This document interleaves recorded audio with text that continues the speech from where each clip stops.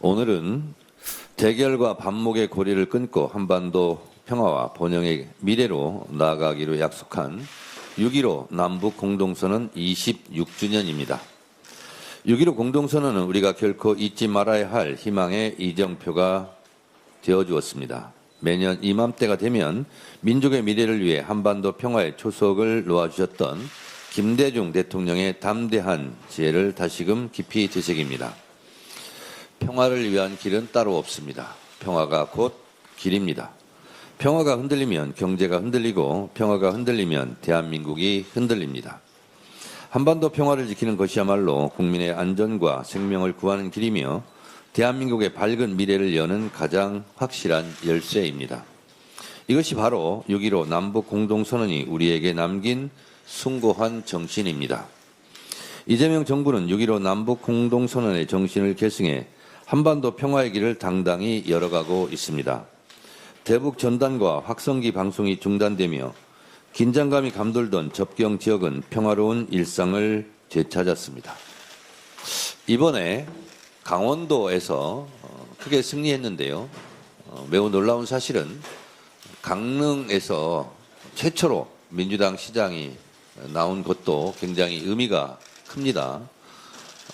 또한 휴전선 접경 지역, 화천, 인제, 양구, 고성, 양양 등에서 민주당 후보가 승리했다는 것, 그리고 강원도에서 18개 기초단체장 중에서 11대 7로 민주당이 승리한 것은 이런 한반도 평화 정착에 대한 강원도민들의 응답이 아닌가 그런 생각을 했습니다. 우리 경제를 짓눌러온 코리아 디스카운트가 서서히 해소되며 코스피 8천 시대도 열렸습니다. 평화가 어떻게 국민의 삶을 바꾸는지 이재명 정부가 증명해 보이고 있습니다. 특히 이재명 대통령께서는 외교를 통해 평화를 적극적으로 실천하고 계십니다. 어제 바티칸 성 바오로 대성당 특별미사에서도 대한민국이 평화와 연대의 가치를 굳건히 지켜나가겠다는 의지를 분명히 밝히셨습니다.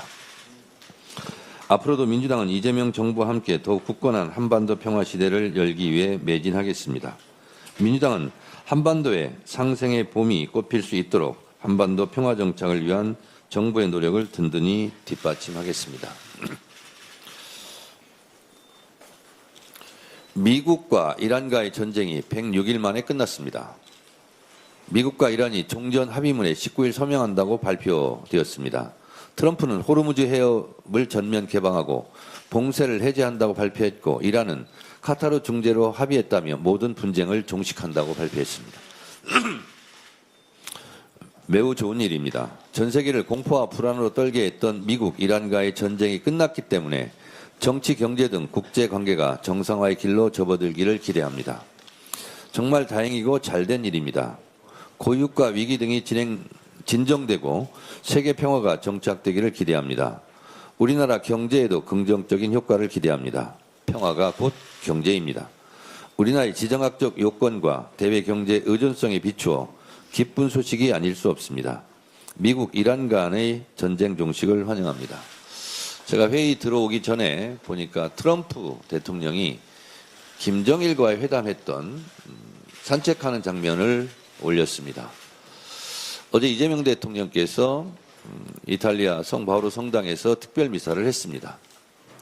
바라옵건대 교황께서 한반도 평화를 위해서 큰 역할을 해 주실 것으로 또 그렇게 해 주셨으면 하는 바람을 가져봅니다. 또한 트럼프 대통령이 이란과의 종전 선언 직후에 푸틴과 1시간 정도 전화를 했답니다. 그리고 러우 전쟁에 대한 종전 문제도 깊은 관심을 갖고 있는 것 같습니다. 그리고 곧바로 올린 것이 김정은 국무위원장과의 산책하는 사진이었습니다. 위기 뒤에 기회가 온다고 한반도 평화정착에 이런 국제적인 흐름이 크게 선한 영향력으로 작동되기를 진심으로 바랍니다. 자신의 권력을 유지하기 위해 평화를 훼손하고 국민을 위협한 세력이 있습니다. 내란 수계 윤석열과 내란 세력입니다. 지난주 법원은 북한의 도발을 유도하기 위해 평양 무인기 침투를 지시한 윤석열에게 징역 30년을 선고했습니다. 대한민국 군사상 이익을 해하고 적을 이롭게 한 일반 이적죄, 즉 중대한 외환죄를 저질렀다고 판결한 것입니다. 전직 대통령이 외환죄 유죄를 전직 대통령이 이런 일반 이적죄로 이런 중형을 선고받은 것이 참으로 개탄스러운 일입니다. 저는 개인적으로 외환 유치죄로 선고받았으면 좋겠다는 그런 희망이 있었는데 이것은 적과의 통모 관계가 입증이 돼야 되기 때문에 외환 유치죄로는 처벌받지 못한 것 같습니다. 대한민국 역사에 씻을 수 없는 치우기자 5점입니다. 법원은 판결문에서 무인기 침투 작전이 비상계엄 국면을 만들기 위한 추악한 목적이었다고 꼬집었습니다. 또한 국가안보라는 정당한 목적을 위해 권한을 쓸 것이라 믿었던 국민의 믿음을 배신했다고도 엄중히 꾸짖었습니다. 이런 일이 다시는 있어서는 안 되겠습니다.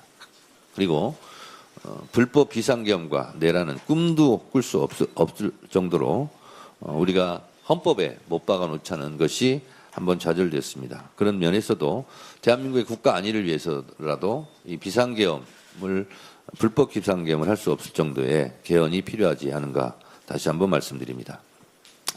지금 선거관리위원회는 국민의 매서운 비판 앞에 자성하며 모든 언행에 극도로 유의해야 합니다. 도대체 선관위가 하는 일이 무엇이냐는 국민의 질타가 쏟아지고 있는 이유를 선관위 스스로 깊이 되새겨야 할 것입니다.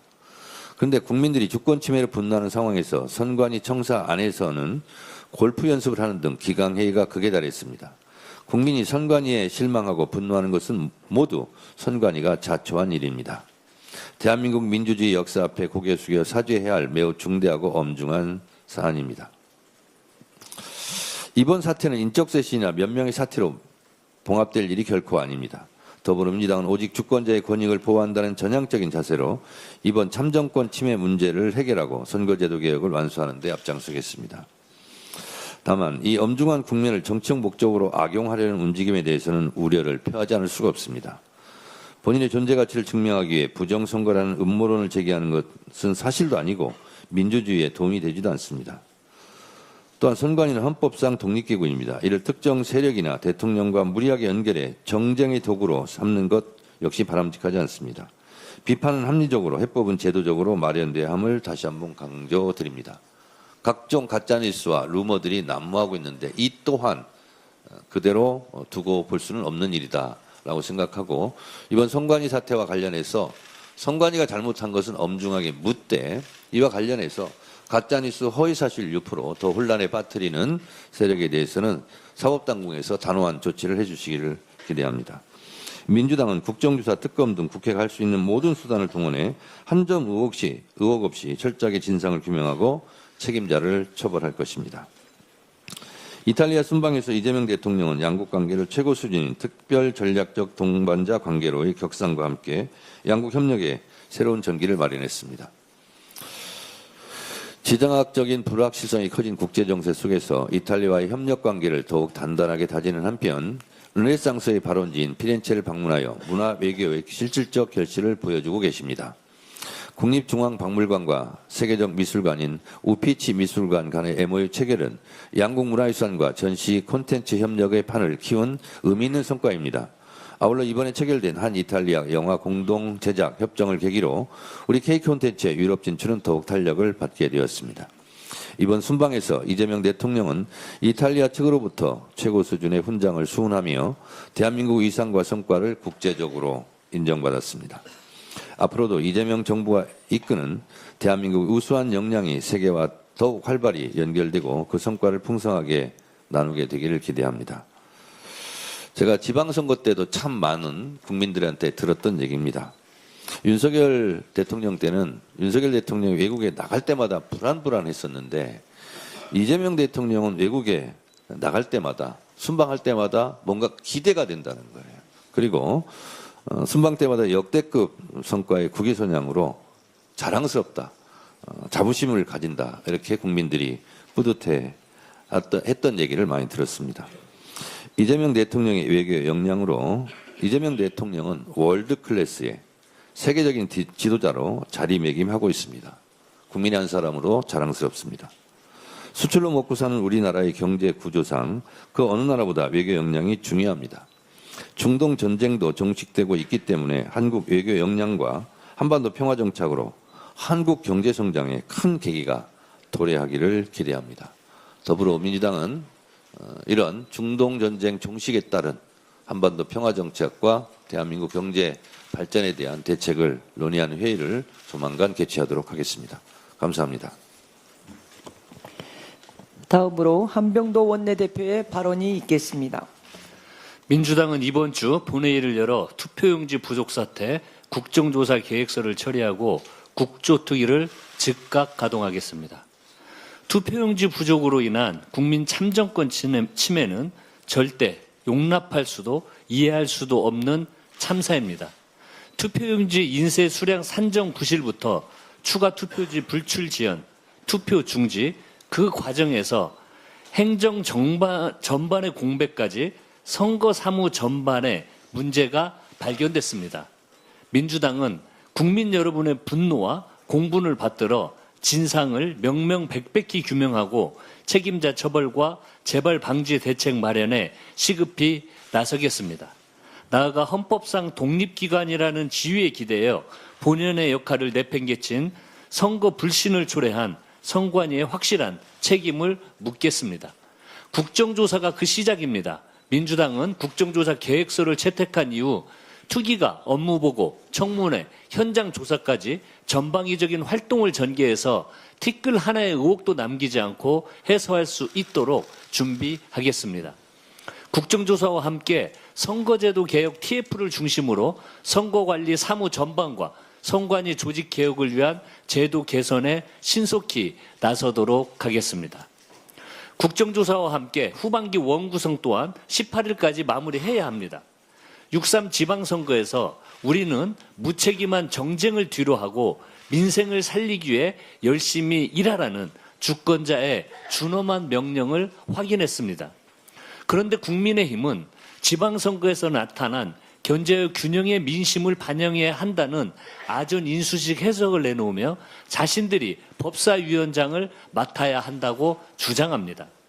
지난 1년을 스스로 한번 돌아보십시오.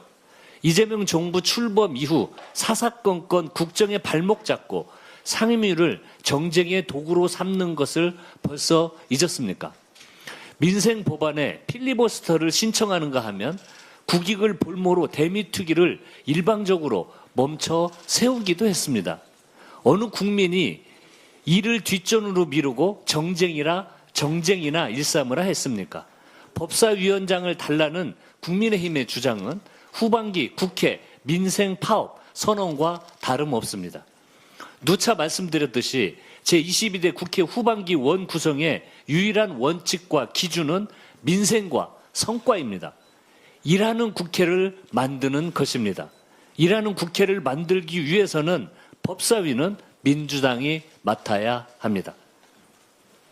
오늘은 6.15 공동선언 26주년입니다.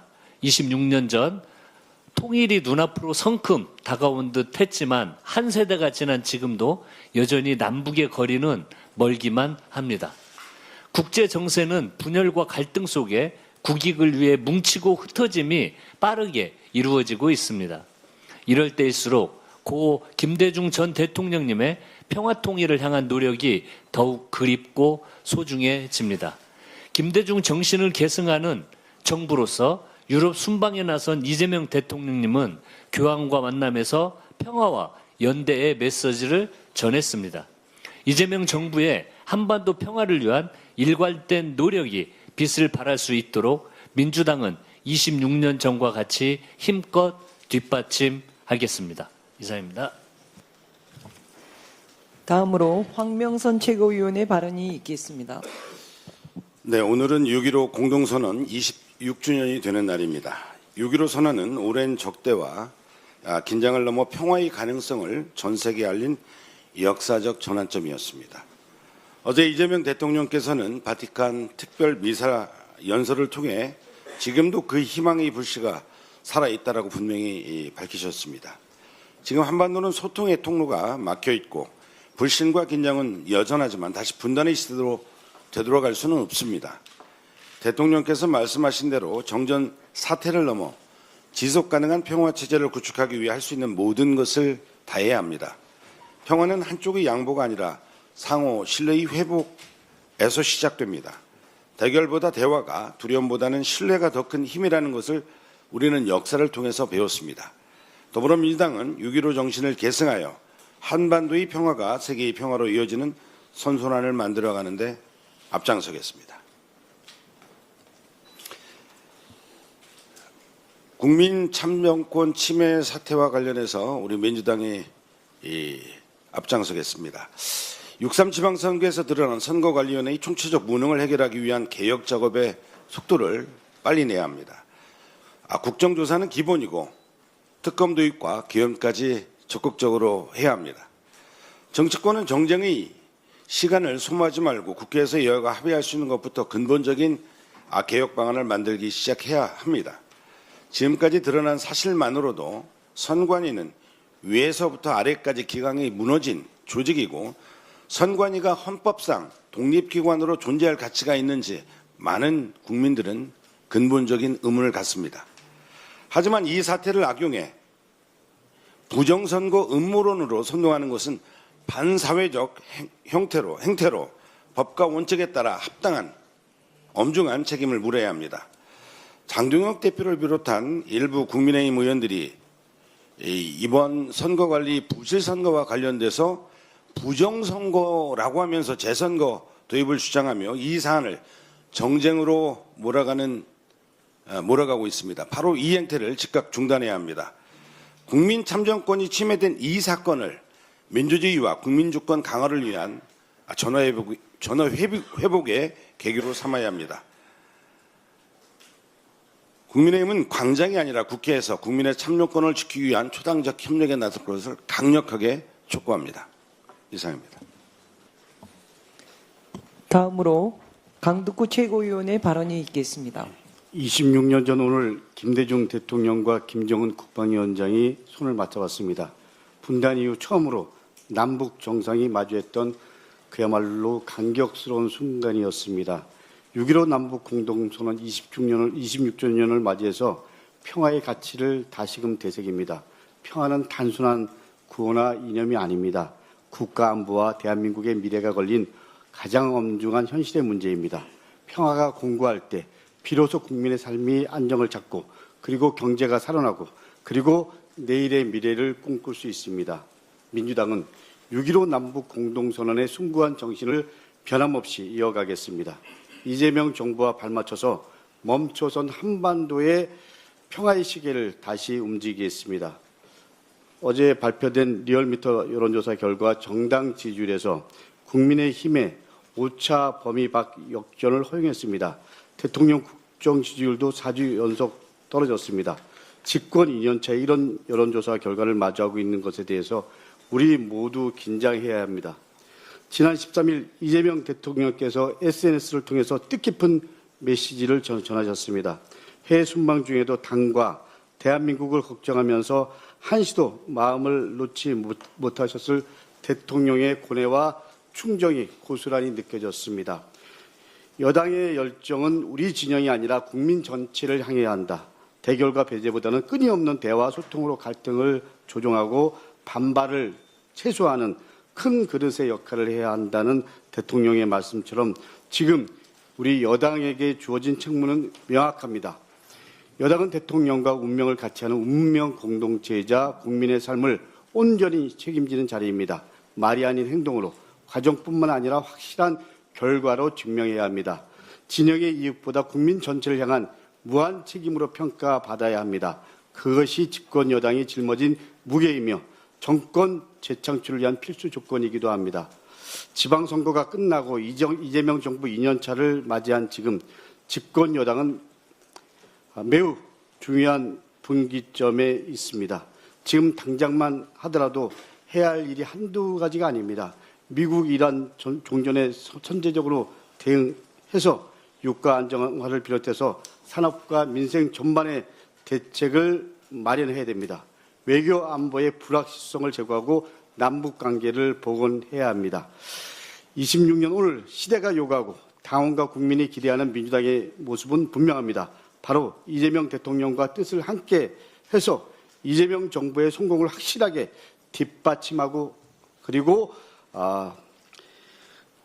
성과를 낼 수 있도록 안정적이고 유능한 집권 민주당의 모습일 것입니다. 국민에게 신뢰받고 그리고 국민에게 집권당의 모습을 다하는 그런 민주당이 될 수 있도록 당정청이 하나가 되어야 합니다. 이제 민주당은 적을 만드는 정치가 아닌 포용의 정치를 펼쳐야 합니다. 문제를 키우는 정치가 아니라 문제를 시원하게 해결하는 정치를 해야 합니다. 그래야만 당을 지키고 나아가 다음 선거에서도 다시 승리할 수 있습니다. 지금 당장 우리의 손에 이 나라의 운명과 5,200만 국민의 삶이 달려있다. 더 크게, 더 넓게, 그리고 더 멀리 바라보며 더 많은 국민과 함께 가자는 우리 대통령님 말씀을 우리 지도부 모두가 다시 한번 깊이 곱씹어 보아야 할 것입니다. 이상입니다. 네. 다음으로 이성윤 최고위원의 발언이 있겠습니다. 지난 12일 윤석열이 평양 무인기 북한 도발 혐의로 징역 30년이 선고되었습니다.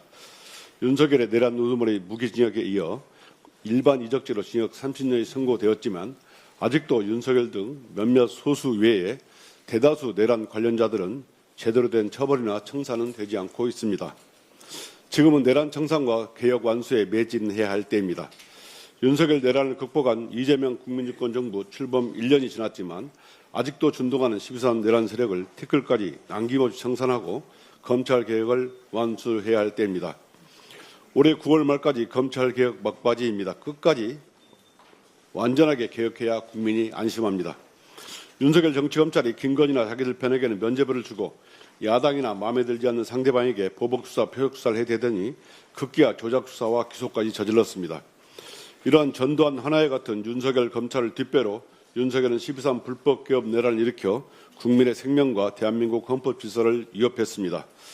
12.3 내란을 막아주신 국민과 우리 당원들은 아직도 온전하고 있는 내란 세력을 제대로 청산하고 마지막까지 긴장을 늦추지 말고 윤석열 내란 뒷배 검찰 개혁을 제대로 하라고 강력히 요구하고 있습니다. 지난해 정치검찰을 공수처과 중수청으로 분리했지만 검찰 개혁 과정에서 보완이라는 미명하에 자칫 검찰에게 티끌만한 수사권이라도 남겨둘 경우에 또다시 수사권을 악용, 남용하는 윤석열 정치검찰이 언제 부활할지 몰라 국민들은 불안해하고 있습니다. 이런 검찰이든 공수처이든 호시탐탐 수사권을 악용, 남용하는 자들이 있는 집단에게 보안이라는 이름으로 수사권을 남겨두는 것이 진정한 검찰 개혁이라고 할 수 있겠습니까?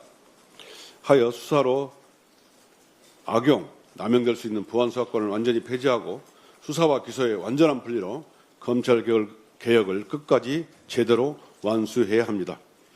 또한 당원 주권 정당을 향한 민주당 개혁도 결코 멈추거나 후퇴해서는 안 됩니다. 1987년에서야 국민들의 한 표로 대통령을 뽑는 나라가 되었습니다. 이 당연한 민주주의 원리가 우리 민주당에는 불과 넉 달 전에 당원 1인 1표제로 이제 막 들어왔습니다. 우리 당원 전체가 오랜 시간 토론과 수기 과정을 통해 이룩해낸 당원들의 성과입니다. 이해찬 전 대표는 정당이 민주적이지 않으면 국정도 민주적일 수 없다고 강조했습니다. 우리 민주당 발전의 역사도 소수의 독점에서 당원 다수가 참여하고 책임지는 정치 과정으로 발전해 왔습니다. 우리 당의 주인은 당연히 당원입니다. 누구도 부인할 수 없는 당연한 헌법 원칙과도 같습니다. 당의 중요한 방향도 당대표도 당원이 1인 1표로 결정해야 합니다. 당대표도 한 표, 국회의원도 한 표, 당원도 한 표입니다. 특정 계파나 특정 인물, 기득권 정치가 아니라 우리 민주당의 주인인 당원들이 선택하고 발전시켜 만들어낸 우리 민주당 개혁의 성과입니다.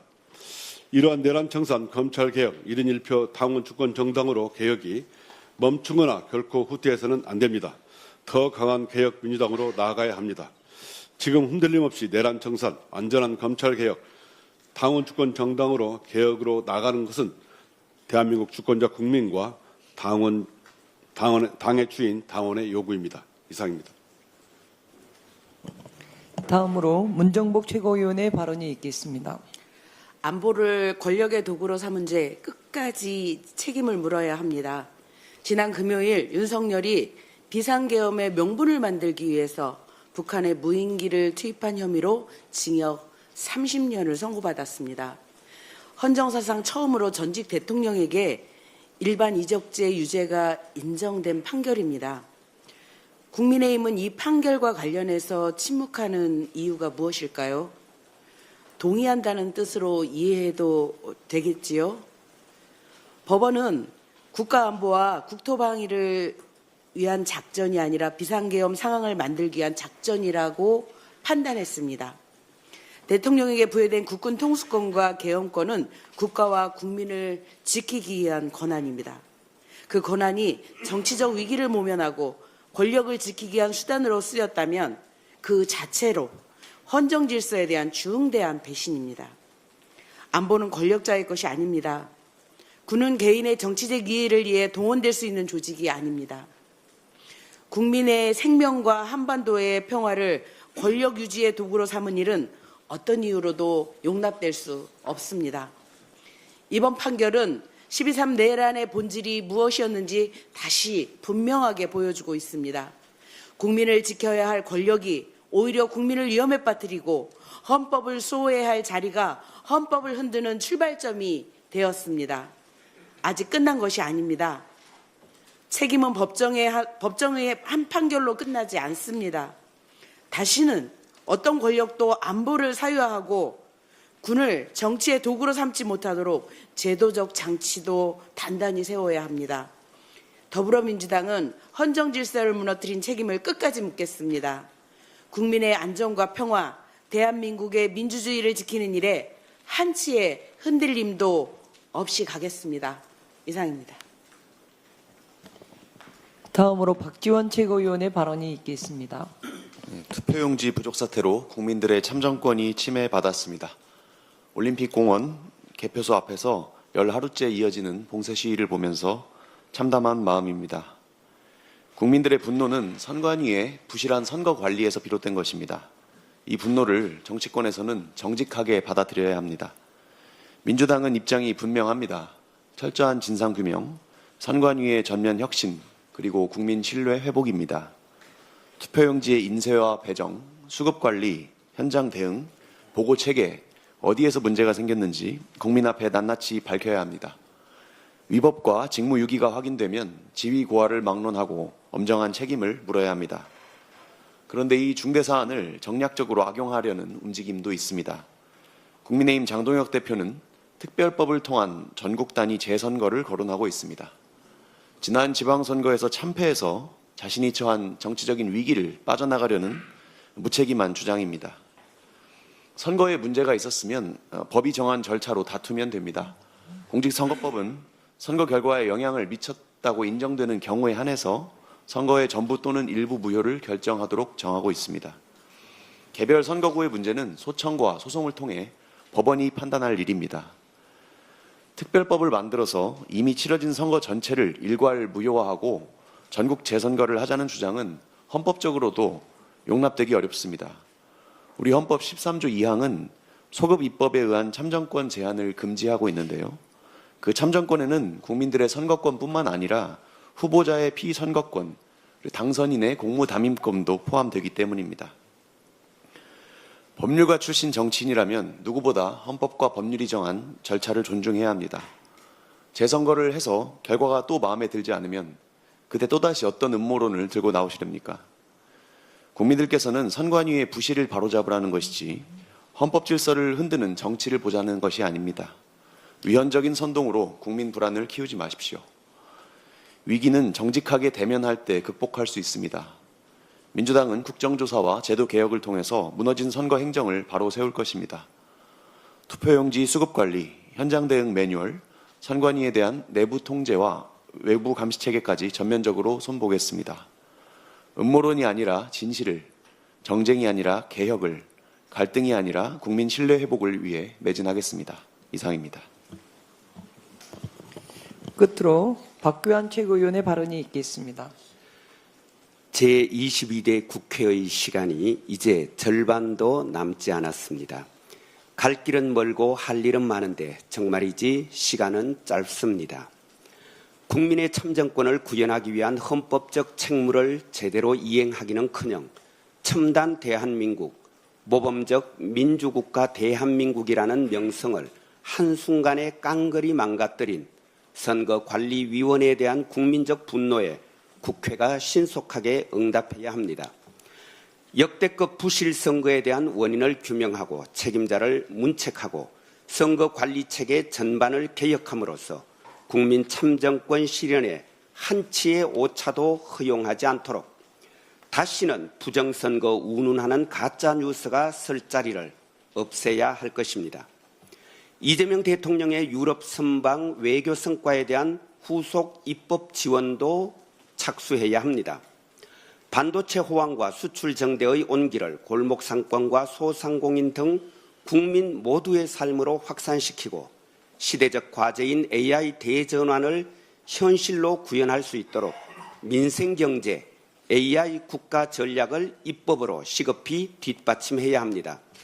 무엇보다 10월 2일 공소청과 중대범죄수사청이 차질 없이 출범할 수 있도록 아울러 검찰권 오남용의 흑역사를 다시는 되풀이하지 말아야 한다는 국민의 의지를 반영하여 한시라도 빨리 수사권 문제를 매듭지어야 합니다. 수사와 기소의 분리라는 원칙이 확고하게 구현될 수 있도록 다시는 수사를 빌미로 검사들이 정치에 개입하거나 인권을 유린하지 못하도록 더 이상 이재명 대통령 같은 억울한 피해자가 나오지 않도록 공소청이 어떠한 명목의 수사권도 가지지 않는 순수 기소기관으로 자리 잡도록 형사소송법 개정 작업도 마무리해야 합니다. 이런 일들을 완수하려면 이재명 대통령께서도 말씀하셨듯이 우리 집권여당 민주당의 열정이 우리 진영이 아니라 국민 전체를 향해야 합니다. 대의에 대한 열정이 아니라 사익이 앞서면 곤란합니다. 결과는 나 몰라라 하며 대결과 배제, 편가르기에 몰두하는 일도 없어야 합니다. 국민이 부여한 막중한 지위와 권한에 대한 책임의식, 책임윤리가 그 어느 때보다도 요구되는 시점입니다. 당은 당의 일에, 내각은 내각이 할 일에 충실해야 합니다.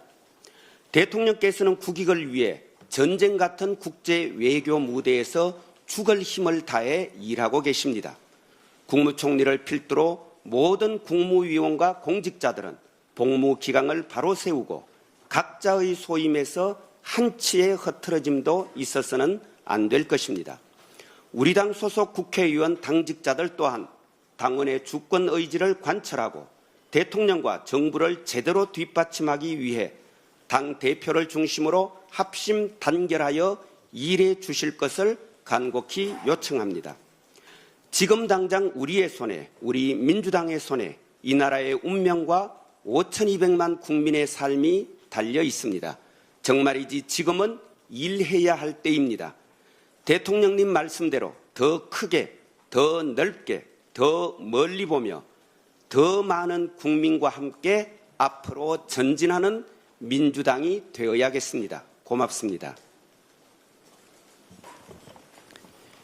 이상 발언을 모두 마치고 네, 요즘 한병도 원내대표께서 정말 여러 가지 일 열심히 잘 하고 계신데요. 특히 더 힘든 시기를 맞이하는 것 같습니다. 의원님들 상임위 배치 문제 때문에 굉장히 고생을 많이 하시고 계십니다. 그래서 공개적으로 제가 좀 부탁을 드릴까 합니다. 제 상임위는 아니고요. 아무래도 초선 같은 경우는 자기의 전문적 영역을 가지고 이제 국회에 진출하지 않습니까? 그래서 첫 상임위가 굉장히 중요합니다. 그래서 될 수 있으면 초선이 먼저다라는 생각으로 초선들이 원하는 상임위를 우선 배려를 하셔서 배치를 하고 다선은 좀 양보하는 그런 전통을 좀 세워주십사 부탁드립니다. 참고로 제가 21대 국회, 22대 국회 이제 이번에 7년째인데요. 저는 상임위가 이번에 7번째입니다. 1년에 한 번씩 바꿨습니다. 제가 바꾸고 싶어서 바꾼 게 아니라 당에서 원내에서 여기 가십시오 그러면 갔습니다. 그리고 군소리 없이 갔습니다. 그래서 제가 앉아서 생각해 보니까 21대 첫 해부터요 갔던 데가 1년 차에 교육위, 문체위, 과방위, 산자위, 법사위, 국방위 그리고 이번에 또 어디로 보낼지 모르겠습니다. 저는 그냥 가라는 대로 가겠습니다. 그리고 특히 이번에 재보궐선거로 새로 입성한 우리 박지원 의원 등을 비롯한 분들께서는 아마 지역에서 요구사항이 있습니다. 여기 갔으면 좋겠다. 그래서 우리 박지원 최고 같은 경우 선거 과정 속에서 이원택 도지사 당선인이 농해 수위를 했는데 거기 안 가고 다른 데 가는 거 아니냐 이렇게 또 많은 민원을 받았다는 거예요. 그래서 특히 이번에 새로 입성한 초선 의원, 재보궐선거로 입성한 의원들이나 또 초선 의원들 같은 경우는 상임위 문제로 굉장히 좀 어려움을 겪는 경우도 많이 있는 것 같습니다. 그래서 원내대표께서 어렵겠지만 초선을 좀 먼저 배려하는 그런 상임위 배치를 하고 다선들은 또 경험도 많으니까 그런 역량이 충분히 있습니다. 그래서 그렇게 배려를 해 주십사 당대표로서 초선 의원들을 대표해서 제가 공개 부탁을 드립니다. 그렇게 해 주시겠습니까? 네, 대표님 말씀 취지 잘 반영해서요. 네, 그렇게 하도록 하겠습니다. 네, 고맙습니다. 네, 이상으로 회의를 마치겠습니다.